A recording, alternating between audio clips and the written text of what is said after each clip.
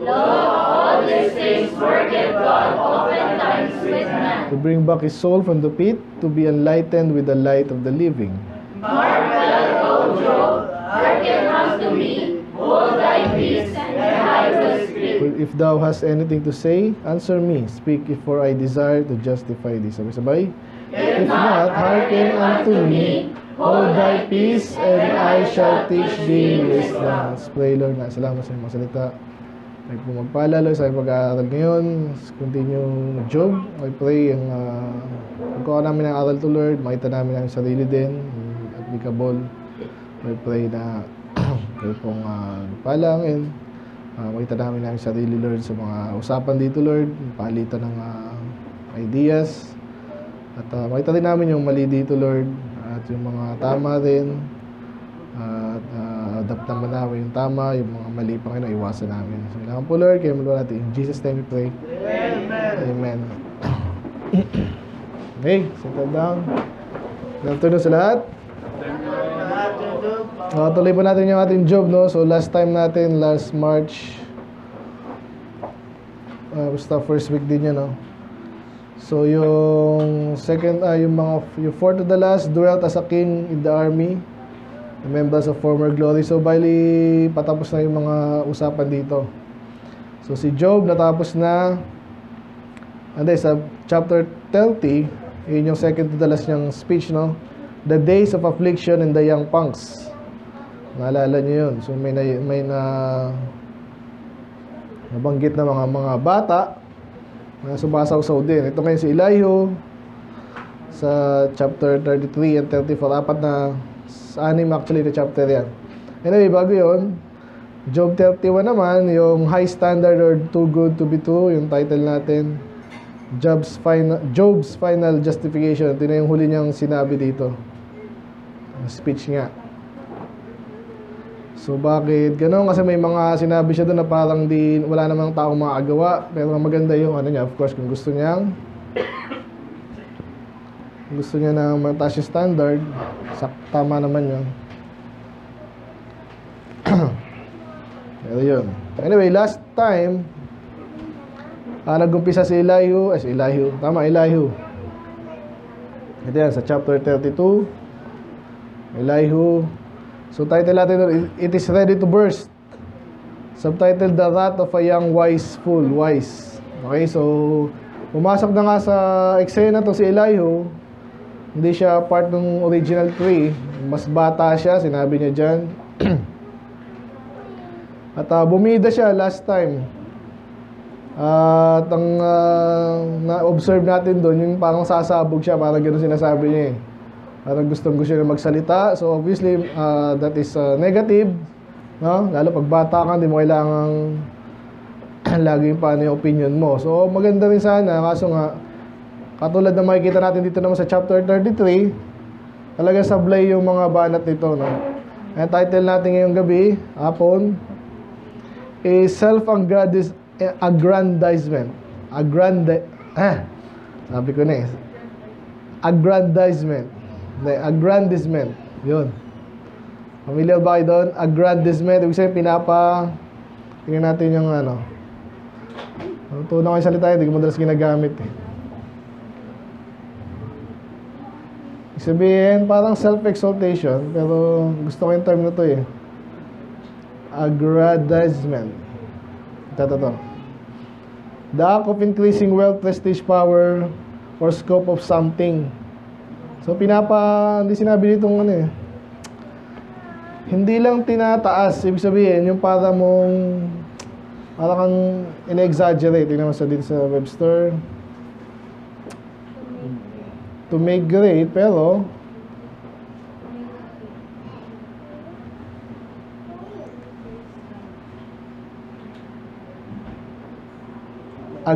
aggrandizement. To make great or greater, yan, this definition number 2, to make appear great.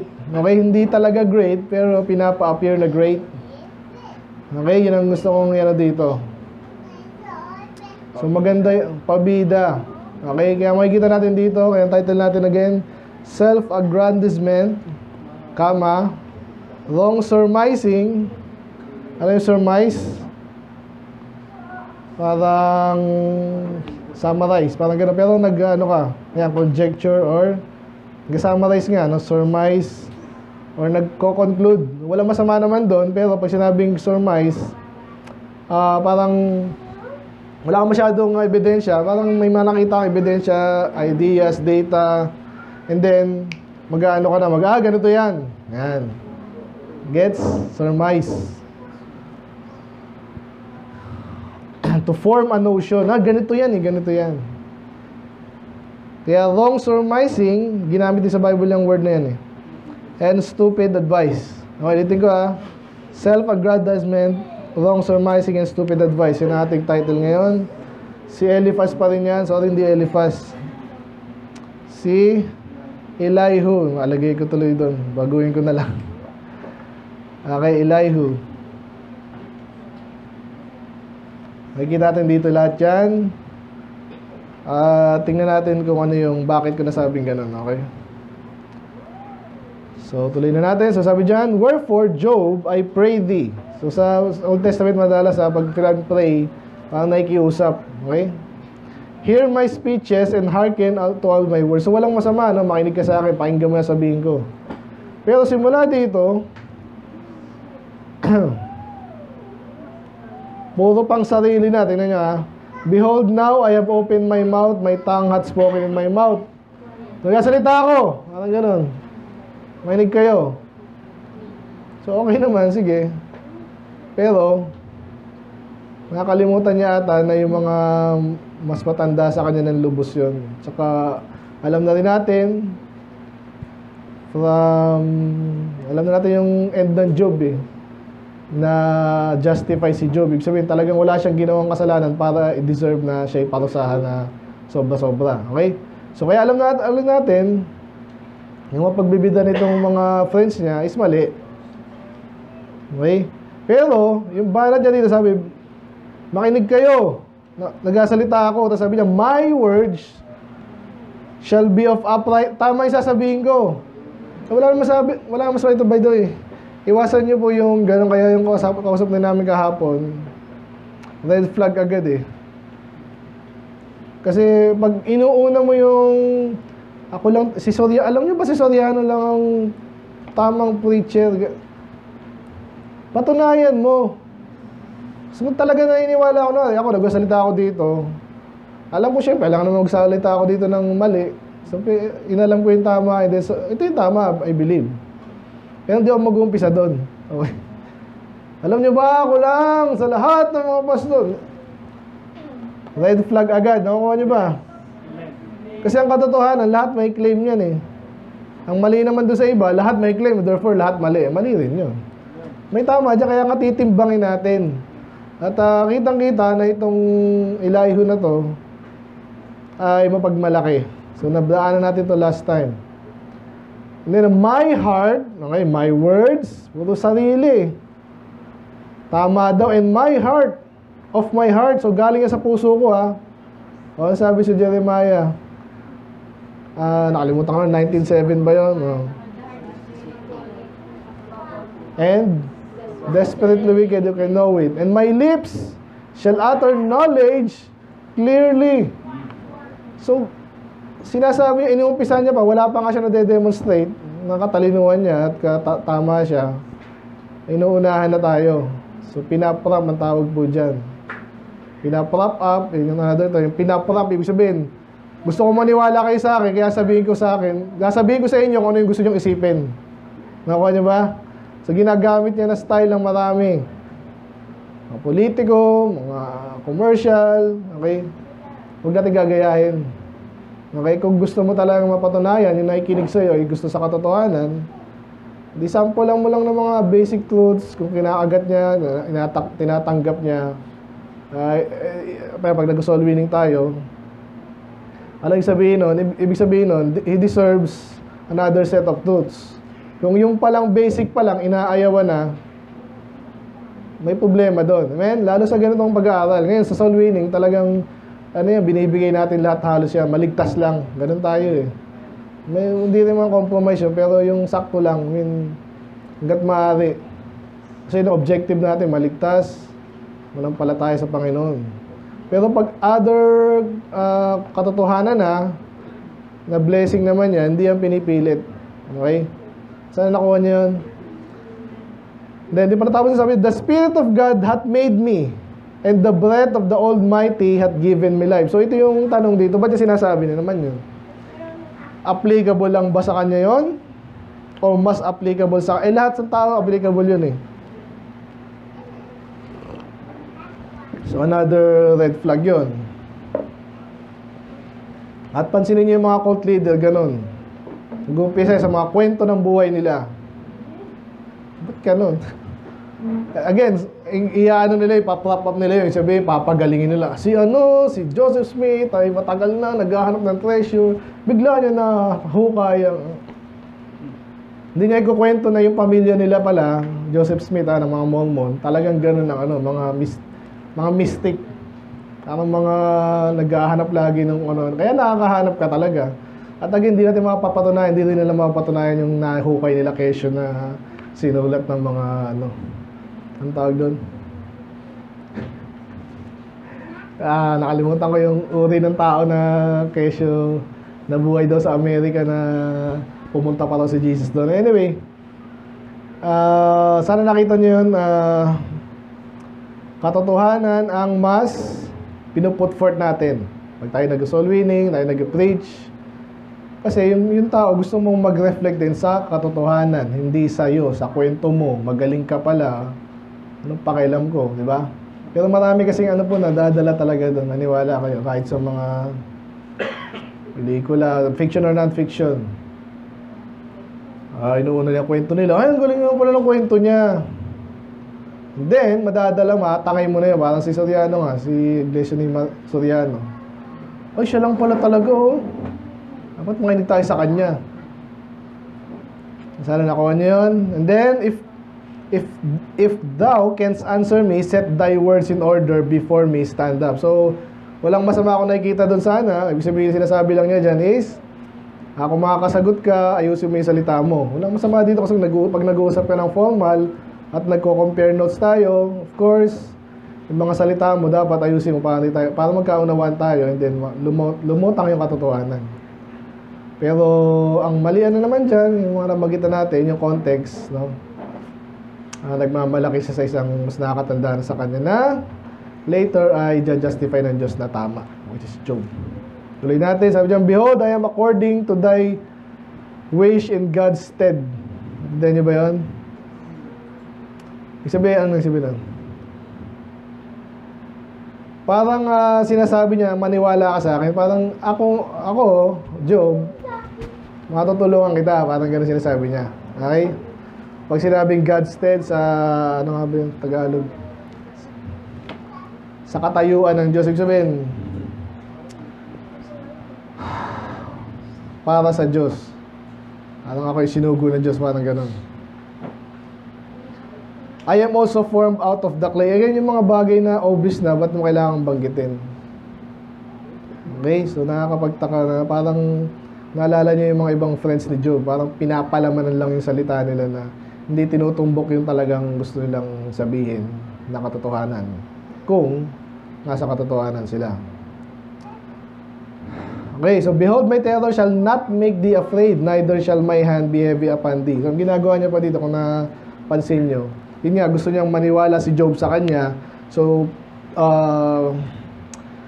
pinaprop up niya yung sarili niya na makakatulong ako sa iyo. Okay? So, again, walang masama doon kung totoo. Okay? So, kahit yung mga politiko, ganyan, gusto magnakaw lang sa gobyerno, pero papalabasin nila, ako yung makakatulong sa iyo, makinig ka sa akin. So, mag-ingat tayo doon. Surely thou hast spoken in mine hearing, and I have heard thy voice of thy word saying. Ito na, yung sabing, pupunta tayo sa pangalawang part, no? Sabi ko, yung unang part, yung self-aggrandizement. Pinapano niya sarili niya, matalino ako, makinig ka sa akin, magaling ako, I care for you, therefore dahil makinig sa akin. Dito tayo sa wrong surmising na. Kasi nireview ko pa to, may sinabi siya dito, surely as, pinakinggan kita Job sabi nila yun. Nakinig ba talaga? Iba po yung nakikinig, iba yung nakikinig ng iniintindi, pinapakinggan. Amen? Parang kayo ngayon. Malalaman ko yung mga nakikinig talaga pag yung ginagawa nyo ngayon is naka-align doon sa narinig nyo. At again, di nga inaasang lagi naman kayong makinig at sumunod ng gusto ko lang eh. Kaya nga minsan gusto ko yun, nagtatanong kayo. Yan din yan, nalalaman ko talagang sincero kayo. So dito makikita natin, hindi ganun si Elihu. Bakit? Dito sabi niya nagsalita ka, pinainggan kita, at ito ang sinabi mo, sinamarize niya. Maganda style yan ha, pag nag-uusap kayo. Ito ba yung sinabi mo? Ayan. Para masigurado kung naiintindihan kita, ito ba yung sinasabi mo? Sasabihin mo, inulit mo yung sinabi niya, isasumarize mo. Kaso nung sinabi niya na, ito daw yung sinasabi daw ni Job. I am clean without transgression. Yan ba yung sinabi ni Job? Nakailang tayo chapter na eh. Sinabi ba ni Job na perfect siya? Hindi. Medyo nagreklamo siya sa Diyos kasi yung parusa sa kanya o yung pagsubok niya, sobra-sobra. At talaga naman. Now, sabi, I am innocent. So may sinabi siya dyan na parang gano'n pero hindi pa rin. Meron siyang puwang. Si Job, binibigyan ng puwang na, Lord, ako ba'y nagkaganito? Kung ginawa ko to, ganito gawin mo. Ganon sinabi niya sa chapter, yung last na niya, 31. Bakit sinasabi niya nila, yung ganyan yung ginawa mo, sinabi mo, wala kang mali eh. Kapag ginagamit sa atin yan. Ano, kayo lang tama. Teka lang, hindi ko sinabi yun. Sabi ko, tama ako. Pag-usapan natin yung pinag-usapan natin tama or mali ba? Kung sinabi mo mali, sabihin mo mali. Ano yung mali? Hindi, kayo lang tama eh. Nakita niyo yun? So, ngayon, pag hindi ka rin marunong, ayun naman sinabi ko, hindi ko sinabi yun eh. Ayun ang pagkakaintindi niya. Di yan na nga, hindi ganun. Dapat yung mga gantong bagay, accurate tayo. Okay? Pag hindi mo sinabi. Or medyo sumagi ka ng 80%, sabihin mo, ganito ang ibig ko sabihin. Pero, yan, i-qualify mo. Yun ang tawag doon. So, kaya, wrong surmising, yung pagkakaunawa ni Elihu sa sinabi at totality ng sinabi ni Job, sablay. And therefore, alam na natin yung mga next chapter natin, again, 6 chapters yan. 32, 33, 34, 35, 36, 37. Ang haba nito. Puro Elihu lang. So, medyo maasahan nyo ng mali-mali. Kaya hinahanapan na lang natin ano exactly yung may mali para matuto tayo doon. Okay? So, neither is there iniquity in me. Hindi na sinabi ni Job, pero yun ang binibintang sa kanya. Tuloy natin, behold, he findeth occasion against me.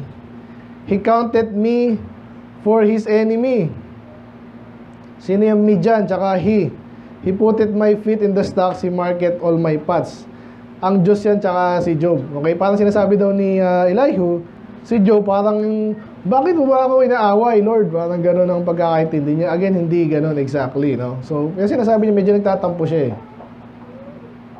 Kasi nga naman, alam natin na ang Diyos ay may control sa lahat ng bagay. Again, hindi niya kinokontrol lahat. Okay, hindi tayo Calvinist, pero pwede. Paano mo alam, Pastor, na siya gumawa, no? Kung align sa kalooban niya. Nakakasunod pa ba kayo? Ayan yun, ha? So, hindi ito exactly sinabi ni Job, may tampo siya sa Diyos, pero sinasabi niya, kaya kalaban naman ako ng Diyos, eh. So, mag-iingat din tayo sa mga ang magandang gawin niyo pag may inuuna ko tayo, ganyan. Ito ba yung ibig mo sabihin? Ito ba yung ibig mo sabihin? Sabi mo ba, ganyan? Para magkalinawan kayo. Ngayon, diyan mo rin makikita ko, consistent yung utak ng kakausap mo. Kasi baka sinabi, parang kahapon na naman nga, sabi ng Iglesia ng Soriano, kung po ba sigurado yung kasama ko, yan si Rafi, di ba? Di ba? Malinaw, di ba? Sigurado mo, opo. Tawa naman ako, nagkapalagay ko sana, totoo. Paano nyo po, ano pong ginawa nyo? Anong next sasagot nyo doon? Ay nako, huwag na natin pag-usapan yan. Bakit naman po ayaw mo makasigurado? Wala pala nakikasigurado. Sandali ka, sabi mo kanina sigurado ka. So, ganyan po yung mga yan. Kaya tayo, again, sa atin sa mga ibang topic, baka ganyan din tayo. No? Hindi may iwasan minsan yan. Pag nagmamadali ka. Lalo sa, kahit sa academics ngayon, ganyan, para pumasa ka lang. Minsan, ganyan ang mga schools ngayon eh. Kaya nangyayari, basta na lang, tawag nila, go with the flow. Kahit di mo naintindihan, okay na yan. Parang gano'n na lang. Kaya yun ang isa sa di gusto traditional schooling. But anyway, tayo, lalo sa mga importanteng bagay, iwasan natin yan. Amen? Kaya, he put it my feet in the stocks, he market all my paths. Ganda nito, alam nyo ba yung isa sa mga maling-maling iisipin natin. Pag ikaw, pinaparusahan ka na ng Diyos, or ito daw, kahit yung tatay mo, pastor mo, yung, lahat na lang sinagawa ko, ganyan eh. Lagi na lang ako tinitingnan, ako nakikita, ganyan di ba? Yung sinasabi na, he market all my paths. Hindi ganun ng Diyos. Ngayon, alam ng Diyos, pero hindi yung para ka lang mahirapan. Yun yung malaking pagkakaiba. Never gagawin ng Diyos para mahirapan ka lang. At kaya hindi ka nga niya paparusahan sa lahat-lahat ng di ba? Ginagawa mong mali eh. So iwasan natin yung ganitong thoughts, yung mga tampuhing ewan to na pati ang Diyos ina-accuse mo ng mali. Amen? Medyo multi-layer na tayo. Basta again, inaakusahan, ilayo si Job na ganon, pero hindi ganon siya. Tuloy natin, behold, in this thou art not just. Yan na, sinabi niya na, hinusgahan si Job, na hindi ka tama. I will answer thee that God is greater than man. Ang tanong, meron bang sinabi si Job na pinapahiwatig na ang Diyos ay hindi magaling at hindi, wala naman eh. So again, ba't nyo sinasabi yung isang bagay na hindi ko naman sinabi or hindi ko naman pinahiwatig? Wala akong sinabing ganyan eh. So another term na tinagamit natin dyan, you're putting words in my mouth. Tandaan nyo yun ha, huwag sabing, hindi ko naman sinabi yun, sinasabi mo, sinabi ko. Yan, putting words in your mouth. Ibig sabihin nun, wala akong sinabing ganun, pero sinasabi mo na sinabi ko yun. Mali yun, kasi nungalingan po yun. Tandaan nyo po yan, misrepresentation, yan mga other terms dyan. Why does thou strive against him? Ba't mo kinakalaban ng Diyos? Again, hindi niya kinakalaban, nagtatanong siya. Parang tayo minsan, pag may legitimate question tayo, tinatanong natin, hindi ibig sabihin, nilalabanan natin yung kung sino. Amen? May mga legitimate, kasi, Amen. Tanong at concern. Mari, sa bakuna na naman nasa utak ko eh. Mandato po ba yan? Hindi naman, kung gusto nyo lang. May nakita po ako, pinipilit. Hindi yung pinipilit. Nakita ko po pinita, walang nga ng trabaho eh. Kinakalaban mo ba ako? Tagtatanong lang eh, kasi po na-observehan ko eh. Style po yan ng mga yung mga taong ayaw silang kina-question. Tayo po, hindi tayo ganun, kahit po, may nagsabi sa akin, nag-preach ako, may nagtanong dito. Yung isang tao, sabi, huwag ka na magtanong. Hindi ako nagsabi, yung isa. Kala niya, binibigyan niya akong pabor. Sabi ko, magtanong ka lang, hindi na pahiya siya. So pag nasa tama ka kasi, you don't mind being questioned. Mas maganda nga yun, magkaintindihan. So ito, again, hindi ako sa niya si Job na, ba't mo kinakaway yung Diyos? Hindi naman. For he giveth not account of any of his matters. Sinasabi lang, ang Diyos naman bibilangan mo ba ang Diyos?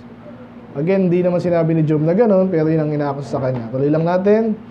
For God speaketh once, yea twice, yet man perceiveth not. So, ito wala akong problema dito. Ibig sabihin lang, may mga sinasabi talaga ng Diyos na minsan di agad natin nakukuha. Okay? Pero ito na yung papasok na tayo sa stupid advice. Ulitin ko self-aggrandizement, wrong surmising. Pag mali yung surmising mo or yung assessment mo, pag nagbigay ka na ngayon ng advice or ng solution, tatama kaya yun? Siyempre hindi, mali na nga yung assessment mo eh. Nakakuha niyo ba yung mga bata, medyo patagalin natin konti. Ano bang project niyo, kunwari? Gagawa ka ng building. Okay. Ilang kailangan kong simento? Ilang kailangan kong bakal? Ilang tao gagawa niyan? Gaano katagal? Yan. Paano mo maasagot yun? Dapat tingnan muna kung saan ka magtatayo. Maraming bagay eh. Binabili-bili sinasasummarize ko na lang. So, kung kala mo, itatayo pala sa ordinaryong lupa, tas yung pala, itatayo pala sa mabatong lupa sa gilid ng bundok, di mo alam. Tatama ka ba ngayon ng assessment? Mali yung assessment mo kasi may hindi ka alam before mo gagawin. Hindi ka natatama doon. Kaya hanggat maaari, alamin mo lahat bago ka sumagot. Okay? Kaya ito na yung stupid advice niya. Sabi dito, okay, may mga bagay ninitindihan ng tao, tama naman. Sabi niya, in a dream, in a vision of the night, when deep sleep falleth upon man in slumbering upon the bed, ano i-describe niya? Pagtulog, di ba? Wala masama magtulog. Kasi sinasabi niya dito, then he opened the ears of men and sealed it their instruction. Basically, sinasabi niya, gusto mong malaman ang gusto ng Diyos, matulog ka. Pag mapapanaginipan mo yan, di ba? Pang-asar nga natin yan eh. Mapapanaginipan mo rin yan. Kasi gano'n yung mga kulto. May nakakausap akong ganyan, Pentecostal. Kaya siya narinig ko ng Diyos, nakinig ko, alam mo ba yung... Ang ginamit niyang verse, yung natin last sa Isaiah. Arise, yun ang name ng church sila, Arise. Kaya siya narinig daw kasi may sinasabi sa akin ng Diyos. Ganyan lang ako nun, no? Pero alam ko na, something's wrong dito. Ito naman, managinip ka. Ang dami niya, si Pacquiao. Huwag kayong maboto yan, ha? Ay, ako, hindi na bumoboto eh. Eh siya ganun si Pacquiao, napanaginipan ko na ganyan. Iba naman, nakita ko si Maria sa aking panaginip. At sinabi sa akin ganyan, ako, alam mo na agad yun. Sa panahon natin ngayon, ito yung stupid advice niya. Ano kung gusto mo naman ng kalooban ng Diyos? Ano yan eh, ginagamit niya panaginip ngayon. Ginawa niya ba sa Bible yun, yung panaginip ay... Sinabi niya yung kalooban niya. May parang eh. Naalala ko of course yung kay Daniel and then yung kay Pharaoh. So pero pansin niya ang bida actually doon hindi na naginip eh. Yung nag-interpret. And then ano pa? Sino ba to? Hindi si Matthew, si Joseph. Diba kinausap din sa dream yun. Pero ano yung warning yun eh. Kasi sinasabi dito, yung mga yung mga aral na gusto nating malaman, napalagay mo, idadaan ba sa panaginip ng Diyos? Ako sa napansin ko po, no? Yung mga kulto mahilig sa ganun. Kasi hindi mo maka-question yung kanilang tinuro sa kanila. Unlike ng mga katotohanan na nasa Bible, na nangyari talaga, sinabi talaga ng lingkod ng Diyos, pwede mong pasinungalingan. Ang panaginip ni Juan, hindi paano mo lamang mali ito? Napanaginipan ko. Nakuha nyo? Kaya utang na loob, walang mga naginip dito na ano. Kung totoo, sige, pero matunayan nyo. Kaya di na iniwalang, andito na yung Bible, mga panaginip pa sa'yo lang. Ba't sa akin hindi? Ito na, so itong mga next na statements, maano to eh. Maganda sana, kaso, hindi ako naniniwalang ang Diyos ay ilalagay niya pa yan sa panaginip ng kung sinong tao. Ba't di mo lang sabihin yung katotohanan? Ito, dinaglara ng salita ng Diyos. Kasi po ito, mga takot yan. Parang yung ginagawa po natin sa soul winning, di ba? Nagpapatotoo lang naman tayo. Sigurado ako, I believe, ako is ligtas. Kasi pinangako ng Diyos, ganito ang kailangan gawin, hindi natin kayang iligtas na. Pero may ginawa siya para sa atin. Alam na natin yun, ha? So, kaya sabi natin, I believe, ligtas ako. Hindi yun mayabang. So ito mga sabihin niya din, that he may withdraw man from his purpose and hide pride from him. Ganito daw yan. Kunwari, gusto ng Diyos na si DM ay mayabang siya. Gusto kong magpaka-humble siya. Papapanaginip ko sa kanya yun. Ba't di mo na lang instruct siya? Kaya maling-mali tayo. He keepeth back his soul from the pit and his life from perishing by the sword. So yung sa panaginip daw, kakausapin siya para hindi na siya mapahamak, basically. Ba't sa panaginip pa? He chastened also with pain upon his bed, and the multitude of his bones with strong pain. So habang siya'y natutulog daw, pag may gustong pagawa sa kanya ng Diyos or hindi pagawin, pupunta ka ng Cubao. Gusto ko yan ng Diyos na pupunta ako sa Cubao. Tulog muna ako. Naku, sumakit yung akin tiyan, hindi kalooban ng Diyos. Yung mga ganun. Mga Pentecostal, mahilig sa ganun eh. So kalokohan to. So that his life abhorred bread and his soul dainty meat. So, meron din sinasabi sa Bible na minsan pinapaiwas tayo sa mga, di ba, pag-fasting nga. So, positive yun. Pero yung sa panaginip sasabihin ng Diyos yun, malabo yun. His flesh is consumed. Ito na, simula dito, pansinin nyo to, grabe to eh. Alam niyo yung katayawan ni Job? Baka hindi niyo pa alam. Ano nangyari sa panahon sa kanya dito? So, una, nawala yung anak niya, yung business niya. Pero yung pangalawang wave ng ano ni Satanas, di ba? Yung katawan niya na. Ano yung sakit niya?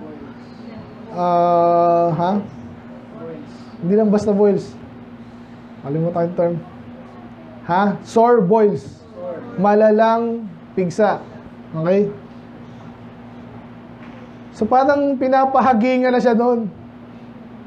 Ikaw to eh. Pero hindi niya sinasabing gano'n. Pero gano'n sinasabi niya hanggang matapos to eh. Pag sabihin yung argumento niya, hindi niya kayang patunayan, papasaring na lang siya.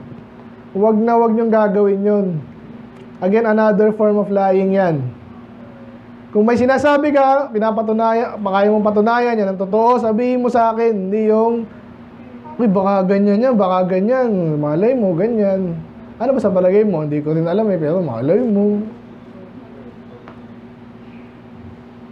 Open to interpretation. So, his flesh, yung parang, his flesh is consumed away. Ibig sabihin, parang inaagnas, that it cannot be seen, and his bones that were not seen stick out. So, minsan daw parang may mga sakit na nasa loob na hindi nakikita, pero lumalabas din. Parang, ano yun, parang voice yun, di ba? His soul draw it near to the grave, mamamatay ka na.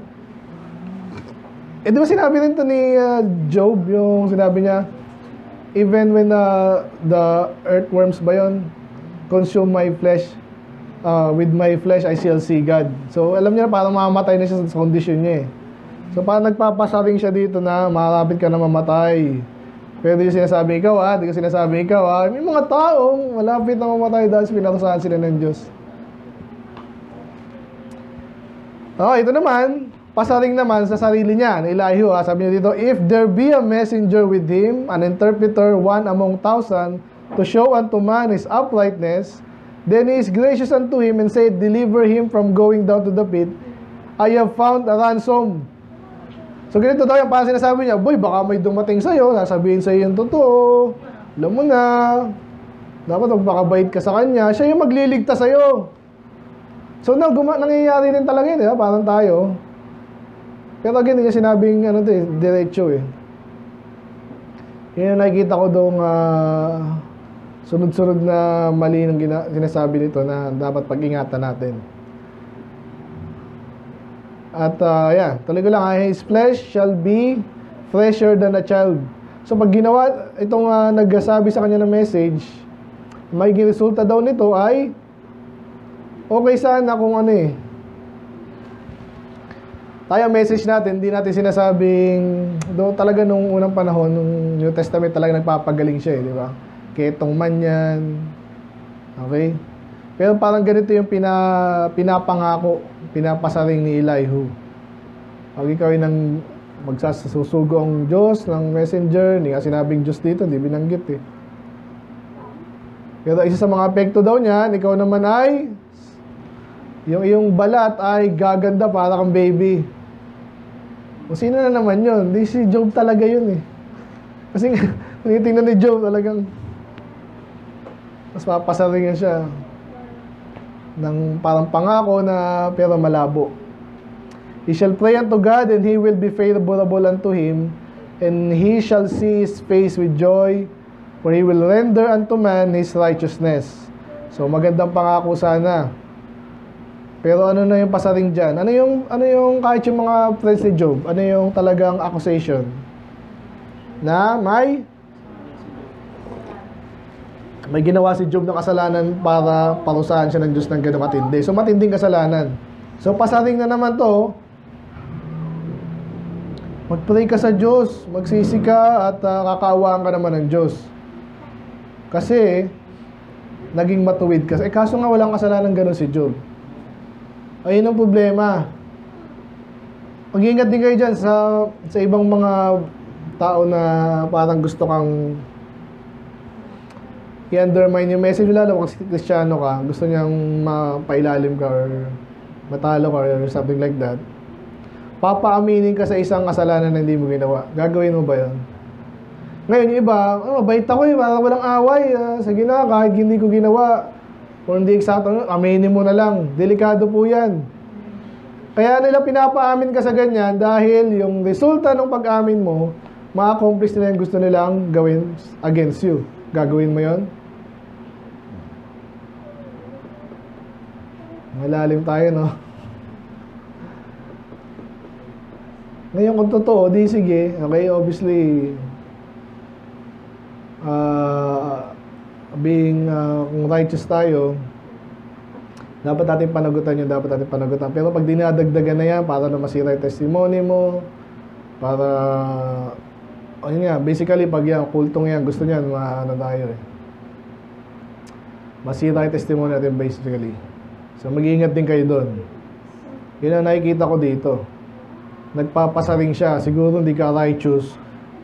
Sumigsisi ka na, aminin mo na. Pag naging righteous ka, gaganda na ulit yung kutis mo. Sino bang hindi matetempt doon, di ba? Pero I believe, alam din ni Job, kaya bandang huli, actually, sabihin ko na sa inyo mga tapos to, hindi napapansinin to ni Job, yung friends, saka ng Diyos. Kaya asahan nyo itong ilang chapters ni Elihu, mga puro ano to, mga bagay na dapat natin iwasan sa sarili natin. Ganyan yan. Mga kasalanan, kasinungalingan, pasaring, medyo malalim, hindi mo agad madedetect pag tinignan mo lang. Tuloy natin. He looked upon men, obviously ang Diyos yan, no? If any say, I have sinned and perverted that which was right, and it profited me not, He will deliver his soul from going into the pit, and his life shall see the light. So, yung pa rin yun, tuloy lang yun sa sinabi ko kanina, na parang ang pasaring niya kay Job is magsisi ka na kasi aminin mo na. Para hindi ka mamatay. Hindi ka parusahan lalo na Diyos, parang ganun. Okay? Bilis lang pala eh. So, sabay banat na, lo, all these things worketh God oftentimes with man. So, yung mga pinagsasabi niya, totoo naman, may mga nagkakataon, may mga pagkakataon na ginagawa ng Diyos sa tao. Ang tanong, applicable ba kay Job? Yun ang tanong. Yan ay style po ng mga, again, yung mga gustong may ma-accomplish na hindi tama. No? Iwasan niya, matutunan niya sa ibang tao, kahit nanonood lang kayo ng television paano nagtitira yung mga politiko, mababasa mo yan eh. Huwag nyo nang gayahin, huwag nang sausaw. Hindi ganun ang kapalaran natin. Amen? Ganyan talaga yan. Kaya, ganyan. Ganun ba talaga? Kung ganun, di ganun. Huwag mong dadagdagan. Okay, mamaya, summarize ko ulit. Tuloy lang natin. To bring back his soul from the pit, to be enlightened with the light of the light. Yun nga, parang pinapaamin siya. Para ma-restore ka na. Mark well, O Job, hearken unto me, hold thy peace, and I will speak. So, bumabalik tayo sa unang part na, hoy, makinig ka, magaling ako, at ako yung tama, at huwag ka na magsalita. Pag sinabing hold thy peace, huwag ka na magsalita, huwag ka na sumagot. Mayabang to. Nakuha niya yan. At dito rin yan, pansinin nyo pag may mga taong alam nilang mali sila at alam nilang tama ikaw pero ayaw nilang patalo, ano nga sabihin? Hindi ka na magsasalitain. Mag-iingat kayo doon. Pag ikaw gusto mong malaman nyo, nagtatanong ka, ano ba nangyari dito? Mas maganda ka, pakinggan mo lahat muna eh. Pag may mga taong gusto na agad, mali ka naman, di ka man nag-aaral, inaaral mo ba yan? Paano mo malaman? May nagsabi sa akin yan na hindi ko inaaral. Inaaral ko nga eh. Hindi mo inaaral. Balikan tayo ng salita. Kaya nga, nag-uusapan natin yung topic. Hindi mo inaaral yan, nag-aaral ka ba ng ganyan? Hindi mo kasi inaaral, nakinig mo lang sa ganyan eh. Paano mo nasabi? Basta, gano'n. Hindi ka na pagsasalitain. At pag gano'n, maramdaman mo na yun na itong taon to, hindi na gusto yung katotohanan. So, obviously, yung kabaligtaran nun, kaya naman, huwag tayo maging gano'n.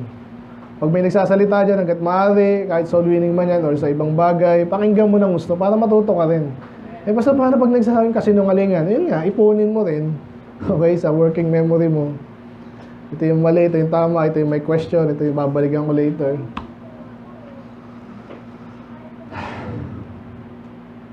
Yun. So, style po yan ng mga taong Ayaw sa katotohanan. Huwag ka na magsalita. Eh di ba ganyan, huwag ka magsalita. Ganito yan, ganito yun. Sandali. Huwag ka na magsalita. Nakakabastos to eh. Siya pa yung mas bata, di ba? Tuloy ko lang, if thou has anything to say, answer me. Yan, nakita nyo na yun. Sabi ka rin na, huwag kang magsalita. Dami siyang ginagawa ng mga magulang niya sa ano eh, no?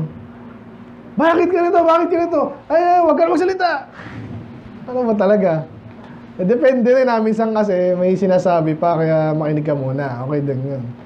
Pero bandang huli, pag ayaw mo magsalita. Ito sabi niya, hold thy peace, I will speak, and then answer me. Speak, for I desire to justify thee. So, mix, ang tawag po dyan, mixed message. Pwede nyo ano yan, basihan na itong tao to, hindi ko dapat pagtiwalaan. Tandaan nyo yan, ha? Eh, mas na, ba't ikaw, ganyan. Eh, ba't ginagawa ko ba yun? Yung mga ayun nga, siguraduhin yung wala masabi sa inyong ganito. Kasi ramdam yan. Actually, hindi yan makakalimutan ng tao eh. Yung stand nyo sa kung paano kayo makipagtalastasan. Ramdam yan ng tao. And then pag alam nila mayabang kayo at ayaw mo patalo, may mga maniniwala rin sa'yo, may mga sasakyan sa'yo, pero alam nila in the back of their mind, hindi naman totoo to eh. Tapos, if not, hearken unto me. Kung ayaw magsalita, huwag ka na magsalita. Tuturuan kita. Tindi, no? So, ano yung title natin? Self-aggrandizement, wrong surmising, and stupid advice. Yun. Eh, ba't ginagawa? Basta gumagana naman yun, di ba? Iba, kaya nga naniniwala sa kanila kasi sa kasinungalingan nila. Gusto mo ba yun? May maniniwala naman siya, basta parang konti, okay na yun. Huwag mong sanayin yung sarili mong pag naniniwala sa'yo, therefore ulitin mo kahit hindi totoo. Dahil kailangan mong konsensya mo, kailangan mo ang Diyos pag nagkataon. At saka yan, kahit yung iba, may style din naman. Naniniwala ako sa'yo, pero actually hindi. Inaano lang nila, iniipon lang nila yun. Ito, nagsinungaling siya dun. Later, babanatan ko yan. Parang bala, ang tawag nila doon, bala. Ibabaril sa'yo later yun. Gusto mo ba yun? Yan, tapusin na natin. So, iwasan yung self-aggrandizement sa sarili mo. Huwag mong gawin yon. At pag sa ibang tao nakita mo, ay, markahan mo na agad to, mayabang to. Huwag ka magbibigay ng tiwala mong doon. Hindi mo na kailangan ibigay tiwala mo sa lahat ng tao. Kahit pa, kunwari, yan, presidente na natin yan. Supportan natin to some degree. Walang problema naman doon. Minsan alam natin yun na magkakagulo pa kung mag-re-election pa. Pero wag mong bibigay yung tiwala na dapat nasa Diyos lang. Amen. Nakuha niyo ba yun? Ganun din sa kahit sinong tao. And then, dapat malaman natin pag self-aggrandizement yan, maraming kasinungalingan na papatong-patong yan. And therefore, magkakamali siya ng mga conclusions. Ganun ka rin. Pag gusto mo maitaas ka, ang lagi mong iniisip yung reputasyon, di ba? Ganito ang tingin nila sa akin, ganito. Hindi mo rin naman alam yan. So kaya yung mga politiko ganyan nagkakagulatan na lang. Kala ko, believe ka sa akin, kala ko ganyan. Kala mo lang yun. Pag wala ka na sa kapangyarihan, wala ka ng pera, ikaw yung mapapahiya din. Tayo natin kailangan yan. And then yun, stupid advice, mag-ingat kayo sa mga advice ng mga ganun tao. At kayo din, huwag tayo mag-advise nang hindi naman tayo sigurado. Amen. Okay, yun na muna. So, hindi tayo abot ng isang oras. Pero, look forward na puro ganyan yung ating message sa Elihu. No? Job hanggang dito sa, sabi ko, ayan, 37. Hanggang 37 po yan. Okay? So this time, let's pray. Lord, maraming salamat sa inyong mga salita. I pray na kahit po gano'n minsan ka talinhaga, Panginoon, at malalim, Usapan lang to, anong madiderive namin lesson dito. Yes, we can derive lesson dito, Lord, pag naintindihan namin again yung context muna, and then kung paano itong mga taong to ay nakarakterize sa inyong salita. At pwede naman kayo mag-advance, Panginoon, makita namin kung sino yung ginastify nyo dito. I pray, matutunan na dapat matutunan, nasa church, salamat sa series na to, Lord, hindi namin na regular, dahil may isang tema rin to, Lord, but I pray na pulutan namin ang aral, Panginoon. At kung lumalim man kami, Panginoon, ay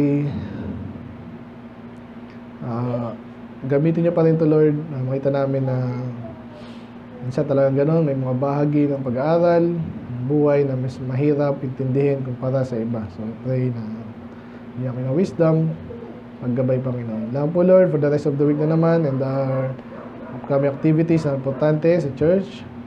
Panginoon, bigyan niyo po ng success, Panginoon, bigyan ng wisdom yung lingkod, Lord, bawat isa. Alagaan ng bawat isa, Panginoon, safety, Panginoon, enjoyment din, Panginoon, sa mga bakasyon.